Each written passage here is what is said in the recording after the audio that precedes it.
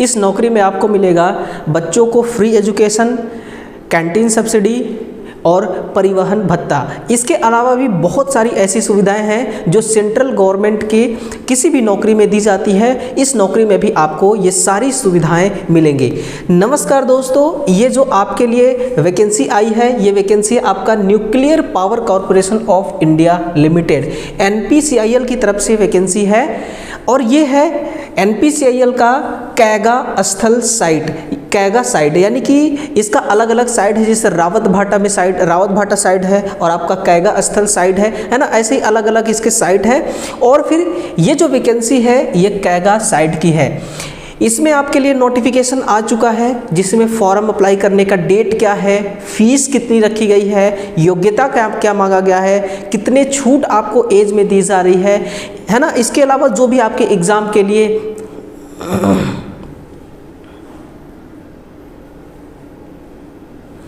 ये अकेला एक ऐसी नौकरी है जिसमें ITI वालों को बहुत सारी सुविधाएं दी जाती है, जैसे कि बच्चों को पढ़ाने के फ्री एजुकेशन, बच्चों को घुमाने के लिए, पढ़ाने के लिए फ्री एजुकेशन, ट्रैवलिंग, बच्चों को घुमाने, फैमिली को free travelling allowance, canteen subsidy, free travelling allowance, canteen subsidy,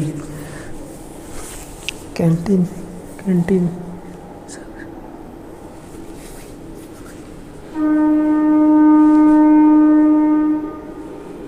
ये एक ऐसी नौकरी है जिसमें ITI वालों को बहुत सारी सुविधाएं ये एक ऐसी नौकरी है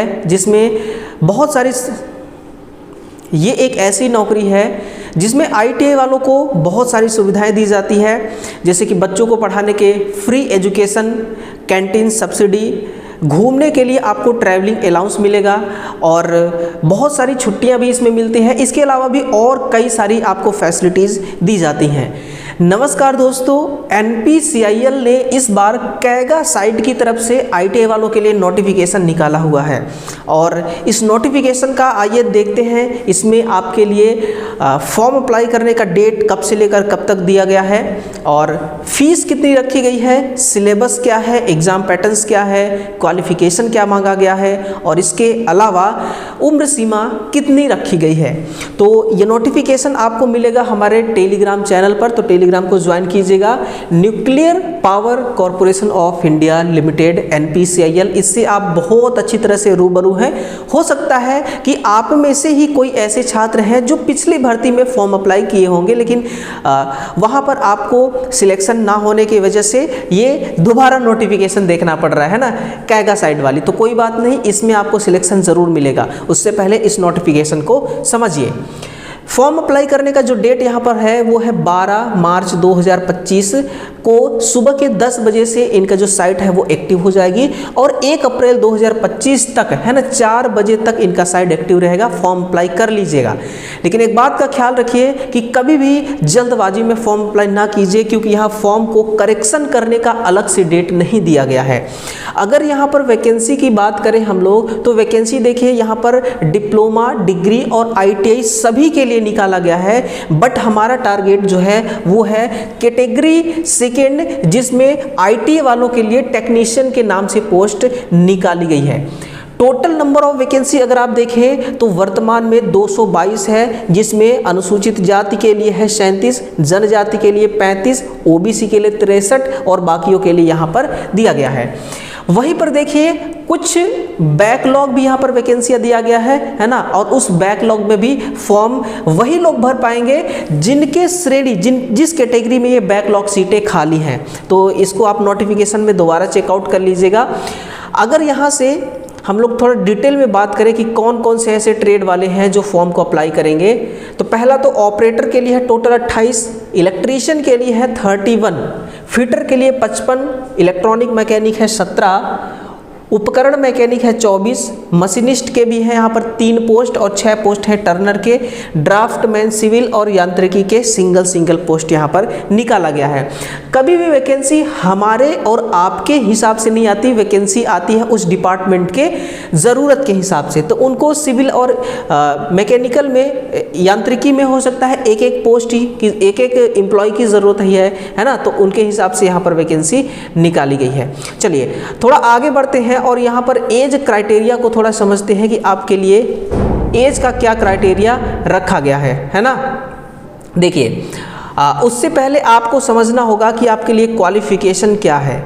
क्वालिफ़िकेशन बहुत ही इसमें आसान है, बहुत ज़्यादा ऐसा डिफ़िकल्ट नहीं है कि आपके पास 10वीं होना चाहिए, है ना, 10th सर्टिफिकेट होना चाहिए, और विज्ञान और गणित में व्यक्तिगत रूप से आपका 50% होना चाहिए, दोनों को मिला करके। कितना होना चाहिए? 50%। लेकिन ये उन्हीं छात्रों पे लागू होता है जो वर्ष 2021 से पहले 10th पास किए हुए हैं। जो वर्ष 2021 में पास किए हैं उनको तो प्रमोट किया गया है, तो प्रमोट के दरमियान उनके सर्टिफिकेट में परसेंटेज नहीं लिखा है कि कितना परसेंट आपने पाया है, इसलिए ये 50% वाला क्राइटेरिया उन्हीं पर लागू होता है जो बच्चे 2021 से पहले ही अपना 10th कवर कर चुके हैं। प्लस में संबंधित ट्रेड से, यानी कि जिस ट्रेड में फॉर्म को भरेंगे उसमें 2 साल का ITI प्रमाण पत्र होना चाहिए उन ट्रेडों के लिए जहां ITI पाठ्यक्रम की अवधि 2 वर्ष से कम है, और कम से कम, है ना, उम्मीदवार के पास पाठ्यक्रम पूरा होने के बाद कम से कम 1 वर्ष का अनुभव होना चाहिए। अब यहाँ पर कुछ स्टूडेंट की दिक्कत होगी कि सर हमारे पास एक्सपीरियंस लेटर नहीं है, तो चिंता ना करिए, है ना, चिंता मत कीजिए। ये जो भारत सरकार है, DGT है, इसने इस चीज़ का अप्रूवल दे दिया है कि अगर आप अप्रेंटिसशिप करते हैं तो वो अप्रेंटिसशिप ही आपका एक्सपीरियंस लेटर है। उम्मीदवार ने कम से कम, है ना, ये सारी चीज़ें हैं, अंग्रेजी का अध्ययन किया हो, अंग्रेजी होना चाहिए 10वीं में, ठीक है ना। ये सारी चीज़ें यहाँ पर कही जा रही हैं। बाकी अदर ट्रेड वाले यहाँ पर अपना देख लेंगे कि अदर ट्रेड के लिए यहाँ पर क्या चीज़ें हैं। उसी के साथ में दोस्तों आपके लिए सैलरी का क्या प्रबंध किया है NPCIL ने, तो ये तो श्रेणी फर्स्ट के लिए है, श्रेणी सेकंड के लिए है। तो श्रेणी फर्स्ट में देखिए, पहले NPCIL क्या करता है कि 2 वर्ष का ट्रेनिंग लेता है। पहले वर्ष में ट्रेनिंग के दरमियान आपको 20,000 रुपये मिलेगा, है ना, और इसमें कोई अलाउंस नहीं मिलेगा।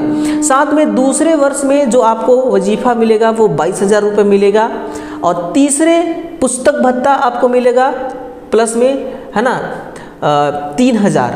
और प्रशिक्षण की अवधि में आपको, प्रशिक्षण की जो टाइमिंग है वो 2 साल तक है, लगभग 24 महीने तक है। और फिर इसके अलावा आपको एक नाम दे दिया जाएगा टेक्नीशियन B, आप क्या बन जाएंगे? टेक्नीशियन बन जाएंगे। फिर आप पर लेवल 3 का सैलरी आप पर लगेगा जो कि 21,700 रुपये है ना, वेतन मैट्रिक्स के 21,700 रुपये है। लेकिन इससे भी बड़ी बात यह है कि जो सेंट्रल लेवल की अभी डियरनेस अलाउंस चल रहा है वो 53% चल रही है। यहाँ पर साफ शब्दों में लिखा है वेतन के 53%, है ना, वेतन के 53% की दर से DA आपको मिलेगा, है ना, जो कि 11,501 रुपये होता है इस बेसिक का, मिला करके 33,201 रुपये आपके अकाउंट में इन हैंड आने वाला है। और ये जो DA होता है ना, ये टाइम टू टाइम अधिसूचित दरों के आधार पर DA जो होता है चेंज होता रहता है, साल में 2 बार ये चेंज होता है। ये रही वो सारी सुविधाएं जो आपको मिलेंगी, जैसे कि परिवहन भत्ता मिलेगा, किराया, अगर आप आवास आपको मिलता है सरकारी तो फिर HRA नहीं मिलेगा, अन्यथा HRA भी मिलेगा, साइट लोकेशन भत्ता भी मिलेगी, व्यावसायिक अध्ययन भर्ती भत्ता ये भी मिलेगा। और इसके अलावा जो और भी फैसिलिटीज़ हैं जैसे अवकाश मिलेगा, अवकाश यात्रा भत्ता मिलेगा, छुट्टी मिलेंगी आपको, है ना, स्वयं और आश्रितों के लिए चिकित्सा सुविधा मिलेगी, यानी कि मेडिकल का, है ना, हॉस्पिटल का फैसिलिटी है।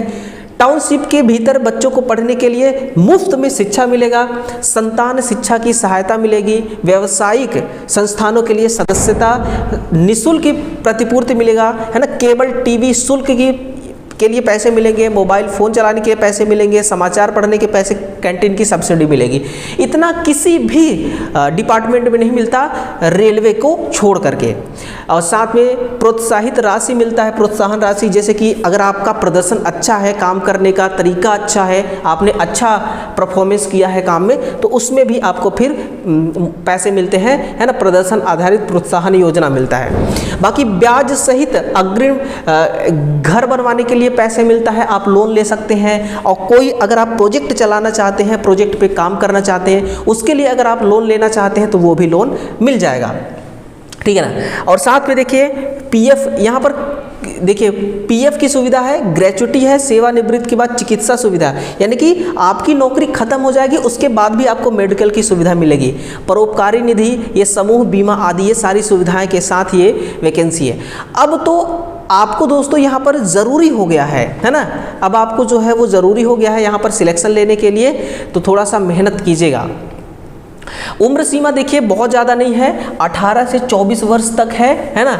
और देखिए 2/4/2007 से पहले पैदा ना हुआ हो और फिर यहाँ पर इस तिथि पर या उसके बाद न पैदा हुआ हो, ये वाली तिथि 2/4/7, और इस तिथि से पहले न पैदा हुआ हो, ये है आपका मतलब इस तिथि से पहले पैदा ना हुआ हो, तभी आपका उम्र जो है ना कंप्लीट होगा 18 से 24, नहीं तो दिक्कत आ जाएगी, कहने का मतलब ये है।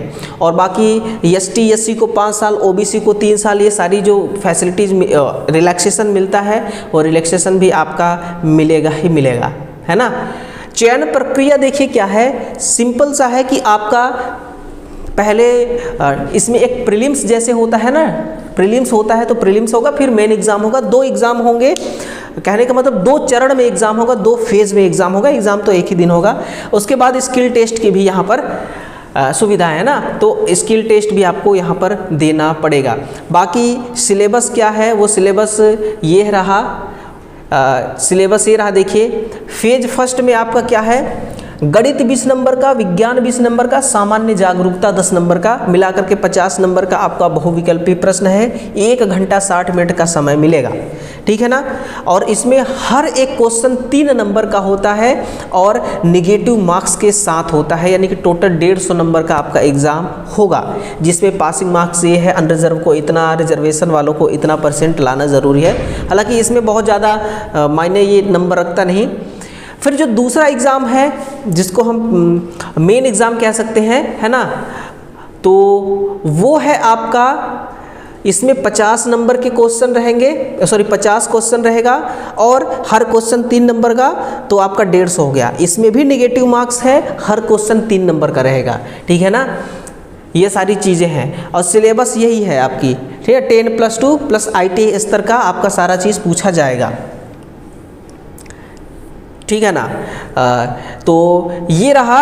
और कुछ यहाँ पर ये भी रखा गया है कि भाई अगर आप नौकरी छोड़ते हैं तो आपको बॉन्ड भरना पड़ेगा, ठीक है ना, तो आप ऐसी गलती ना करें। और वैसे भी एक बार नौकरी मिल जाने के बाद कौन ही जॉब छोड़ता है ना, कोई नहीं छोड़ता।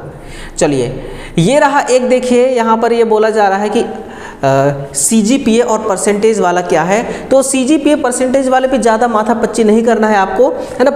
10 पॉइंट अगर आपको CGPA पे मिला हुआ है तो 5.9 है, तो इसको कैसे आप पता करेंगे कि 5.9 का परसेंटेज में कितना होगा, क्योंकि ये 5.9 तो है CGPA में। परसेंटेज में कन्वर्ट करने के लिए किसी भी अंक को 9.5 से मल्टीप्लाई कर दीजिए, जो नंबर आएगा वही आपका परसेंटेज हो जाता है, ठीक है ना।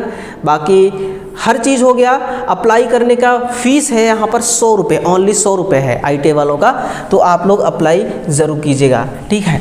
तो एक बहुत ही ज़बरदस्त नोटिफिकेशन है दोस्तों, इतनी सारी सुविधाएं और सैलरी भी बढ़िया, ठीक है। तो थोड़ा सा मेहनत कीजिएगा और उन छात्रों का इस बार सिलेक्शन पक्का होगा जो पिछली वैकेंसी में रह गए थे, है ना, जिनका सिलेक्शन नहीं हो पाया था, ठीक है।